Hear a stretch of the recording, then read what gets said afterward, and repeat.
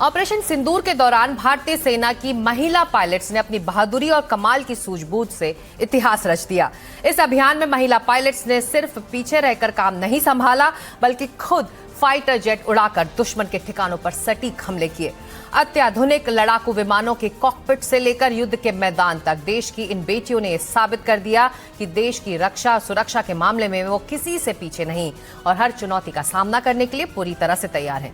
NDTV के control alt defence podcast में retired air marshal Nagesh Kapoor शामिल हुए। उन्होंने बताया कि कैसे महिला शक्ति ने पाकिस्तान को धूल चटाई। There were women pilots also who were involved, right, in an operational role. Fighter pilots, I'm talking about. Yes, they would have been, yes. And so this was the first time that women fighter pilots in the Indian Air Force were involved in the first time in a war and therefore combat operations. It just shows how brilliantly, this has moved forward. I think it was 2016 that we had the first batch of 3 pilots, join and enter the combat, the fighter squadrons, right? Avni, Mohana, and the third one, I forget. Bhavna. Who's now fighter combat leader. Yeah, who's just been tag declared. Clear. Was it 2016 is what I'm thinking now? Yeah. Was it? Yes. Yeah. Okay. 2015, You must be right. 2016. Yeah. And they are now a part of this, and they flew, ops during Sindoor as well, right? In fighter pilots, as fighter pilots. Could you tell us about that? I mean, there's not much to say of that. I mean, we never discriminated between the fact that they were girl pilots or boy pilots. They went through the same bit of training that everyone goes through. Once they were commissioned, thereafter they went through the same grind in the squadrons that anyone would go through without any bias towards there being women or nothing of the kind. In case the corrective actions were to be taken, then they must have been taken when the CEOs and the flight commanders would pull them up by the ears to make sure that they fell in line. And so they were just another fighter air crew as far as so there were no planning considerations above and over what would have been for a normal male fighter air crew. Yeah. So there were no planning considerations as far as they were supposed to do a job. In fact, this question was asked to me even when I was giving that briefing for the conduct of Vayu Shakti, which happened in the month of February. I was asked how many girl pilots are going to be there as for the Vayu Shakti, and it was my response was that why must I be counting girls versus boys? I mean, we are putting up the best that we've got for a job that we must do. Yeah. And so in case they be a girl or they be boys, it doesn't matter. They're operational pilots. Because there is no difference in their training. 100%. Absolutely. But I think it is on record an important development for us and our Indian Air Force that we've got women combat aviators who partaken in a war. Yes, absolutely. Yes. And that's just absolutely incredible. Shiv? Yes, there is a glass ceiling that probably was broken. That's been shattered in house. Yeah. Are there more and more women coming into the Air Force and wanting to fly fighters? Yes. Has that project worked out well? Yes, there are more and more women who want to come into the aviation, and there are some who would want to come into combat aviation as well. There is a line that needs to be kind of drawn, because like I brought out, there is this societal thing. And so despite the fact that you get a lot of them, there is this thing that they need to, and we are still a very conservative society, right? And so it is incumbent upon girls to get married at a particular age and thereafter start a family at a particular age.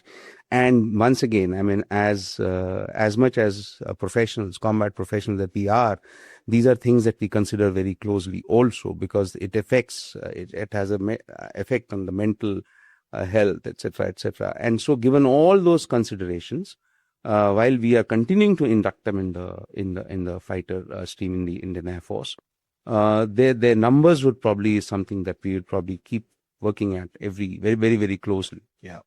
because But as far as the Air Force is concerned, the door is open. Yes, it is open. There's No, there are no. We have restrictions. never shut our Yeah, doors. that's the No, important we have not shut our doors at all. तो इस वक्त की ये बड़ी खबर हम आपको बता रहे हैं, हमारे एनडीटीवी के दर्शकों को बता रहे हैं कि ऑपरेशन सिंदूर पर ये सबसे बड़ी खबर है। ऑन रिकॉर्ड ये पहली बार है कि महिला पायलट ने पाकिस्तान में स्ट्राइक की थी। वो कॉम्बैट में शामिल थी, पाकिस्तानी सेना के ठिकानों पर बमबारी की थी और इस कॉम्बैट में महिला पायलट्स ने शिरकत की थी।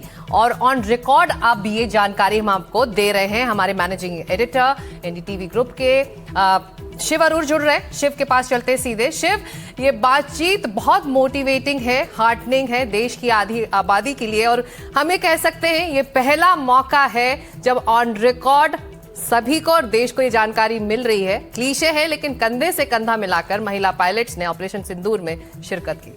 सिकता, ये बिल्कुल क्लीशे नहीं है और आपने बिल्कुल ठीक बताया कि ये पहले बार सामने आया है on the record, formally, officially वायुसेना से कि महिला पायलट्स ने एयर स्ट्राइक्स, ऑपरेशन सिंदूर के जो एयर स्ट्राइक्स थे पाकिस्तान पर, उनमें ना सिर्फ भाग लिए थे लेकिन स्पेसिफिकली वो एयर स्ट्राइक्स मिशंस जो थे, कुछ एयर स्ट्राइक मिशंस महिला पायलट्स वो फ्लाइंग दोज मिशंस। और ये हमारे शब्द नहीं है, ये पहले बार हमारे पॉडकास्ट में सिकता वायुसेना के एयर मार्शल नागेश कपूर जो उप अध्यक्ष थे, वाइस चीफ थे, कुछ ही हफ्ते पहले उनका रिटायरमेंट हुआ है और उनका पहला इंटरव्यू जो हमारे पॉडकास्ट में था, उन्होंने डिटेल में बताया है कि वुमेन पायलट्स, महिला पायलट्स जो फाइटर पायलट्स हैं 2016 में से जो एयरफोर्स के अंदर आ रहे थे, स्क्वाड्रन सर्विस कर रहे हैं, उनका पहला कॉम्बैट ऑपरेशन था ऑपरेशन सिंदूर।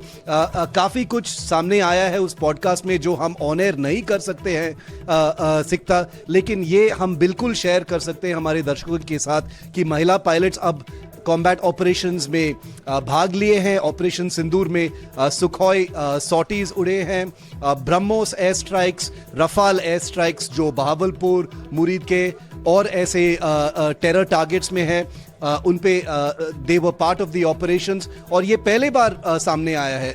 देखिए 10 साल में बहुत सारे महिला पायलट्स ऑलरेडी एयरफोर्स में आ चुके हैं। बालाकोट ऑपरेशंस में कोई भी महिला पायलट ने भाग नहीं लिया क्योंकि उस टाइम में सिर्फ MiG-21 और जैगवार ऑपरेशंस हुए थे, लेकिन इस बार सुखोई, ब्रह्मोस, स्टेल्थ, रफाल और स्कैल्प मिसाइल्स को लेकर जो ऑपरेशंस हुए थे मई 5 और 6 में, उसमें हमारे इंफॉर्मेशन के मुताबिक 5 या 6 ऐसे ऑपरेशंस थे जिसमें महिला पायलट्स फ्रंट एंड सेंटर थे और वो एक्चुअल प्लानिंग से लेकर एग्जीक्यूशन तक उनका हिस्सा था। जी शिव, और इस बातचीत में जो हमने सुना उसमें एयर मार्शल कपूर ये कह रहे थे कि जब ऑपरेशन चल रहा था हमारे पास वक्त नहीं था कि हम डिफरेंशिएट करें कि ये महिला पायलट है या पुरुष पायलट है, सबको काम करना था और उसी तरह से जिम्मेदारी दी गई। तो आज के दिन इस वक्त हम ये कह सकते हैं कि भारतीय डिफेंस उस मंजिल पर पहुंच चुका है जब आधी आबादी कंधे से कंधा मिलाकर चल रही है। पाकिस्तान को लेकर अमेरिका ने चेतावनी भी दी थी। शिव, इस बातचीत में ये भी बात सामने आई है, पाकिस्तान बड़े हमले की तैयारी कर रहा था उस दौरान और उसको लेकर भारतीय डिफेंस फोर्सेस भी अपनी तैयारी इधर कर चुकी थी। भारत पाकिस्तान को लेकर अमेरिका ने ये जो इन्फॉर्मेशन है भारत को दी हुई थी। इसके बारे में जरा विस्तार से बताइए शिव, ये जो जानकारी सामने आ रही है कि पाकिस्तान भी बड़े हमले की, बड़े अटैक की तैयारी कर रहा था, लेकिन उसको डिफ्यूज करने के लिए भारत की तैयारी पूरी थी उस वक्त। जी बिल्कुल सिकता, ये एक बहुत ही दिलचस्प बात है जो ज़्यादातर इंटेलिजेंस के रेल्म में रह जाता है, लेकिन ये एक एयरफोर्स के वाइस चीफ ने कहा है हमारे पॉडकास्ट पर कि अमेरिका का जो इंटेलिजेंस था उसमें से एक इनपुट आया था सामने कि पाकिस्तान एयर स्ट्राइक्स के बाद एस्केलेट करना चाह रहा था और इस एस्केलेशन में ballistic missiles, long range ballistic missiles का इस्तेमाल हो सकता था। और ये एक बहुत गंभीर बात थी क्योंकि इसका मीनिंग ये था कि इंडिया के जो शहर थे अंबाला, अमृतसर, दिल्ली तक शायद टारगेट हो सकते थे इस एस्केलेशन में पाकिस्तान के साइड से। लेकिन इंडिया ने बेसिकली ये साबित किया था कि एयर स्ट्राइक्स जो हुए थे ऑलरेडी पाकिस्तान पर उनके टेरर साइट्स पे और उनके एयर बेसिस पे, ये कंफर्म किया था और कन्वे भी किया था बैक चैनल से यूएस इंटेलिजेंस एजेंसी से कि इंडिया का जो जवाब होगा वो होगा कि पाकिस्तान के बहुत high value targets, power plants, water infrastructure, bridges, cities, ऐसे सिविलियन इंफ्रास्ट्रक्चर को टारगेट कर सकता है इंडिया नेक्स्ट फेज में। और इसलिए वो पाकिस्तान घबराकर सामने आई सीज फायर के लिए। तो ये इंटेलिजेंस के रेल्म में जो डिस्कशंस हुए थे उसका भी नोटिंग आया है इस इंटरव्यू में, और ये बहुत इंपॉर्टेंट है क्योंकि पाकिस्तान का भी काफी रिएक्शन आया है। ये जो बात कर रहे हैं आप, जो यूएस ने ये इंफॉर्मेशन सामने ला रहे हैं, पाकिस्तान का एक रिजॉइंडर आया है, पाकिस्तान के न्यूज चैनल्स में ये पॉइंट काफी वायरल हो चुका है कि पाकिस्तान ये सब प्लान कर रहा था लेकिन कर नहीं पाया। तो ये भी है एक पॉइंट। बिल्कुल। और जो हम बात बता रहे हैं, जो इस बातचीत में जो शिव और विष्णु ने ये खास बातचीत की है, उसमें ये तमाम बड़ी जानकारियां निकलकर सामने आई हैं। और पहली बार है जब देश को ये जानकारी ऑन रिकॉर्ड मिल रही है कि किस तरह से महिला पायलट्स ने भी इस कॉम्बैट में हिस्सा लिया था। ऑपरेशन सिंदूर से जुड़ी ये बड़ी खबर शिव बता रहे हैं। शिव, ये जो जानकारियां हैं, जो ये दिलचस्प बातचीत आपकी हुई है माशुल से, ये अब रील और फिल्मी पर्दे की कहानी नहीं है, ये असल जिंदगी में महिलाएं और खास तौर से हमारी डिफेंस से जुड़ी महिलाएं अब उस मुकाम पर पहुंच चुकी हैं जहां पर डिफरेंशिएट उनको नहीं किया जा रहा है और वो कॉम्बैट में उसी तरह हिस्सा ले रही हैं जैसे कि उनके मेल सहयोगी।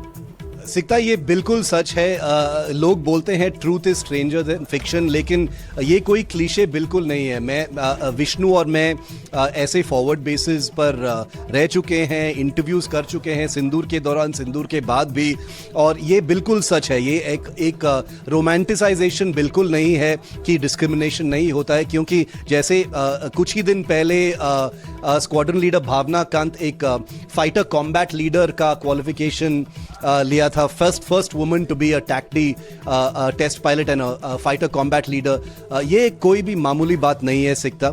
और स्क्वाड्रंस में एक सच्चाई है जो सामने कभी नहीं आता है कि एयरफोर्स में काफी पायलट का शॉर्टेज है, फाइटर पायलट्स की शॉर्टेज है। तो इसलिए और भी प्रेशर होता है स्क्वाड्रंस पर कि डिस्क्रिमिनेशन बिल्कुल नहीं हो सकता है। और जो एयर मार्शल नागेश कपूर ने कहा है इस पॉडकास्ट में, डिस्क्रिमिनेशन बिल्कुल नहीं होता है क्योंकि ट्रेनिंग एग्जैक्टली आइडेंटिकल होता है। मेल और फीमेल पायलट्स में कोई भी अंतर नहीं है। ऑपरेशंस में, ट्रेनिंग में, डिप्लॉयमेंट में, प्लानिंग में, स्क्वाड्रन डिप्लॉयमेंट में कोई भी नहीं है। तो अभी इस वक्त इंडियन एयरफोर्स में महिला पायलट्स सुखोई फ्लाई कर रहे हैं, रफाल फ्लाई कर रहे हैं, जैगुआर फ्लाई कर रहे हैं, और भी मिग-29 फ्लाई कर रहे हैं। तो ऐसा कोई भी एयरक्राफ्ट नहीं है जो महिला पायलट्स फ्लाई नहीं कर रहे हैं अभी, और वो प्लानिंग में भी है और ऑपरेशन सिंदूर में भी है, और वो फॉरवर्ड डिप्लॉयड है। तो अगर जैसे ऑपरेशन सिंदूर अभी भी जारी है, ऑफिशियली ऑपरेशन सिंदूर अभी भी जारी है, तो थियोरेटिकली अगर हम समझे कि ऑपरेशंस और कॉम्बैट फिर से शुरू होगा, ये तो तय है कि महिला पायलट्स फ्रंट एंड सेंटर होंगे ऑपरेशंस में से। बिल्कुल। और ग्लास सीलिंग को शैटर किया है कॉम्बैट ऑपरेशंस में महिला पायलट्स ने। बहुत शुक्रिया, और बहुत शुक्रिया इस दिलचस्प बातचीत के लिए भी शिव।